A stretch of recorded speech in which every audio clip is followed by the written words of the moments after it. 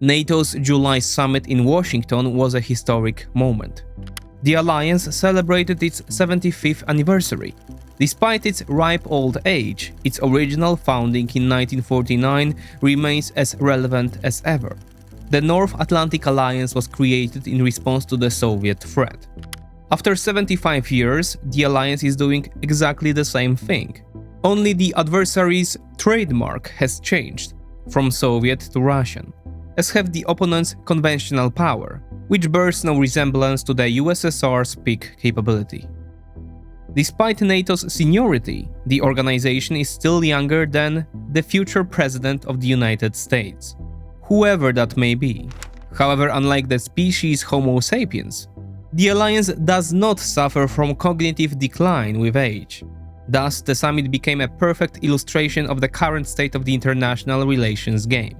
While the West is consolidating against an aggressive Russian Federation, there are growing concerns about American domestic politics and the condition of President Joe Biden, as well as the potential future agenda of the more flamboyant but less predictable Donald Trump.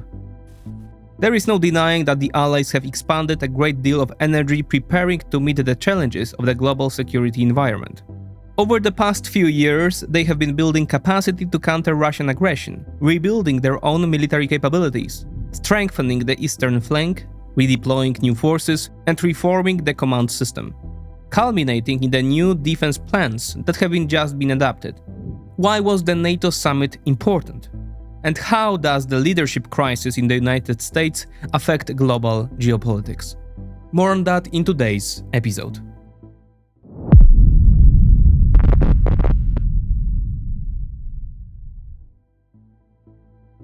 The headlines from the summit were dominated by another gaffe by Joe Biden, who called Volodymyr Zelensky Putin, or a while later by the assassination attempt on Trump. Still, the summit produced some important decisions that, for the reasons outlined above, have often been overlooked. First, the alliance has taken further steps to expand the industrial base, or NATO industrial capacity expansion, and to move stockpiled resources closer to the alliance's eastern flank. Defense capabilities have been enhanced with the establishment of the NATO Integrated Cyber Defense Center and the commissioning of the Redzikowo, Poland missile base. Progress has also been made on offensive capabilities. The US has announced the deployment of new strike potential, SM-6 missiles, Tomahawk cruise missiles, and new hypersonic weapons in Germany. Quote, "Show me where you put your money, I will show you your priorities," said Benedetta Berti of the NATO Secretary General's Policy Planning Office, adding that European countries and Canada have increased their defense spending by nearly $600 billion since Russia seized Crimea in 2014. Further progress is also being made in efforts to strengthen Ukraine's capabilities. The alliance is taking on the role of coordinating support to the Ukrainian armed forces. Until now, the US-led Ukraine Defense Contact Group, or Ramstein Group, has operated outside alliance structures. The allies have decided to replace it with a new structure, NATO Security Assistance and Training for Ukraine, based in Wiesbaden, Germany. It will be headed by a 3-star general, who will lead a staff of around 700 people. In addition, the newly appointed NATO High Representative in Kyiv will help oversee the transfer of assistance. But that's not all. Further development of the JTEC Analysis and Training Center in Bydgoszcz have been confirmed, which will draw on the experience and analytical data gathered by Ukrainian forces during the conflict. Information sharing and the joint training are expected to increase the level of interoperability between NATO and Ukrainian forces. A number of steps have also been taken to enhance Ukraine's military production capabilities, with a particular focus on ammunition. On the sidelines of the summit, an agreement was signed between US defense contractor Northrop Grumman and Ukraine's Ukroboronprom to build an ammunition production facility in Ukraine. At the same time, several aid packages were announced, the main contents of which were precisely ammunition and anti-aircraft measures. For example, the delivery of 3 more Patriot batteries from the US, Germany, and Romania was promised, as well as dozens of other anti-aircraft systems. But more important seems to be the fact that the members of the pact have officially committed themselves to spending a total of at least 40 billion euros a year, divided in proportion to each country's arms expenditure. This is solid support. That still does not include individual packages from, for example, Asian partners. In this respect, Kyiv has a reason to be satisfied. It has finally seen both hard cooperation mechanisms and almost guaranteed financial perspective, which makes the coming year 2025 seem formally secured. This is an important step towards the institutionalization of assistance. The NATO communique also made some definitive statements that carry political weight. All members agreed that Ukraine's accession to the alliance is an, quote, irreversible prospect, and that the alliance will never accept the annexation of Ukrainian territories, including Crimea. The role of Belarus, Iran, and China in supporting Russian aggression was also made clear. Beijing protested, but the fact is that it has been recognized as Russia's main helper, officially calling into question China's positioning as a neutral peacemaker. And thus the alliance members have officially taken a very clear position. If NATO support were to run out or be significantly weakened for some reason, it could be a verdict on Ukraine. All these actions mean that by helping the Ukrainians, NATO is putting its credibility on the line. If it fails, it will be a blow that the alliance may not survive. Some members are also preparing for such a threat. This is how the establishment of the Ukraine Compact, a political initiative built on the G7 joint declaration of 12th of July 2023, can be interpreted as a substitute for membership for Ukraine. Further security agreements were signed during the summit, bringing the total number of agreements to 23. It seems that under the current circumstances, this is the maximum Kyiv can hope for. This brings us to the heart of the matter. Summit participants deliberated in the long shadow of Joe Biden. Speculation about the president's health was rife in many behind-the-scenes discussions, and his every public appearance was watched anxiously for further signs of weakness. And it was spotted. Biden committed a gaffe on the final day, when while inviting President Volodymyr Zelensky on stage, the American president referred to him as President Putin. Under normal circumstances, such an incident would have been winked at. Biden quickly corrected himself and covered it up with a joke, but the audience did not laugh. The disastrous election debate with Donald Trump, which took place just over a week before the NATO meeting, made it clear that the American president has major cognitive difficulties, to put it mildly. His mental and physical state has clearly deteriorated, and there is growing talk of progressive dementia. The president's clumsiness has gone from episodic to permanent in recent years, which is hardly surprising for a man in his 80s who has been exposed to the stresses and strains of leading the world's greatest superpower. For many younger than him, such a burden may be beyond his strength.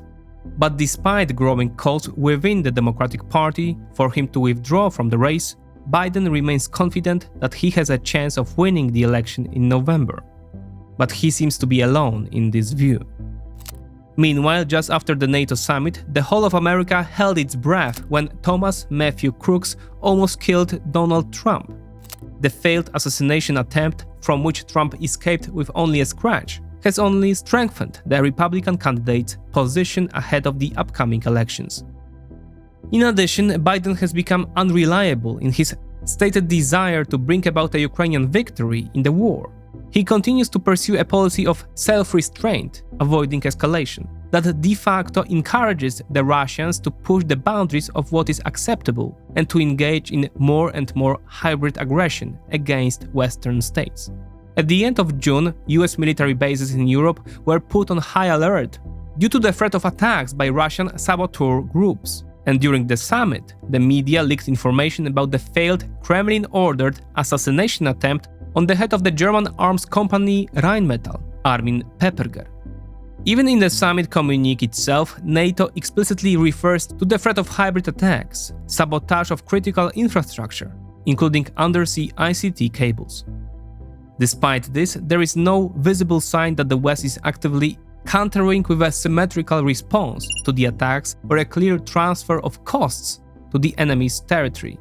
The White House still refuses to allow the Ukrainians to use Western weapons to attack the Russian rear, a permission requested by the Ukrainian delegation in Washington. US indecisiveness was further reverberated by the British. On the first day of the summit, both President Zelensky and the Western media reported that the new British Prime Minister, Keir Starmer, had agreed to attack installations in the Russian Federation with the British Storm Shadow missiles. After the summit, however, these claims were denied by the British Defense Minister. It seems that the Americans are not only restricting themselves, but also putting pressure on their allies. One exception is the agreement on the defense of the Kharkiv region, which provides for strikes within 100 kilometers of the border with the Russian Federation. Ironically, it was the lifting of this restriction that brought Russian attacks in the area to a complete halt almost overnight and brought relative calm to Kharkiv, which had previously been shelled. So we are not talking about a lack of tools, which fortunately have finally arrived in Ukraine, but about a restriction on their use. Against this backdrop, it is hardly surprising that the rest of the world is committing to the balancing act in the international policy that ignores American discontent. Joe Biden's pronouncements are not taken seriously by the international community, and there is no indication that this perception is likely to change significantly. Adversaries and rivals are feeling impunity as they act more boldly against the current international order, leading to rising tensions and undermining allied ties.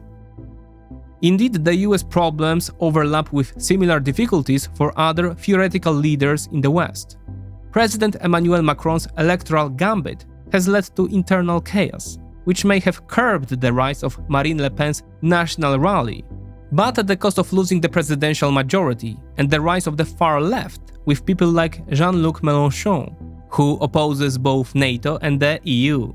In doing so, France has sabotaged itself, putting into question President Macron's ambitious plans in international politics. The situation is no better in Germany, where the shaky governing coalition is bracing itself for a loss of power in the next year's general election. Chancellor Olaf Scholz remains a weak politician, unable to reach out to Western leaders, and the federal coffers gleam empty, unable to rearm a dwindling army. Meanwhile, post-election Britain remains preoccupied with domestic policy changes, following the election defeat of the Tories after 14 years in power, and is unable to provide Western leadership. And when there is lack of strong leaders, everyone starts playing to their own ends. A perfect illustration of this situation is how just before the NATO summit, Viktor Orban traveled the world as a self-appointed courier from Ukraine to Russia, then to China and the United States, where he held an informal meeting with Donald Trump.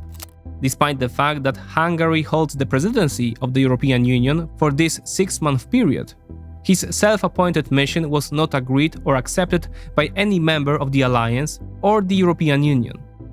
Nor could it have had any effect beyond positioning Orban as a disposable liaison between two hostile camps.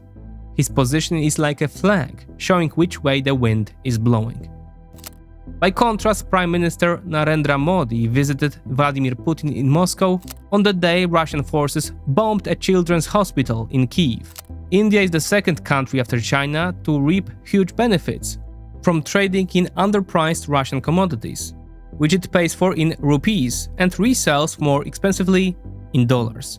No wonder Modi wants to maintain this state of affairs, for which he was awarded Russia's highest state honor, the Order of St. Andrew. Both Modi's visit and the bombing of the children are cynically planned gestures by the Kremlin, of which there has been no shortage in recent times.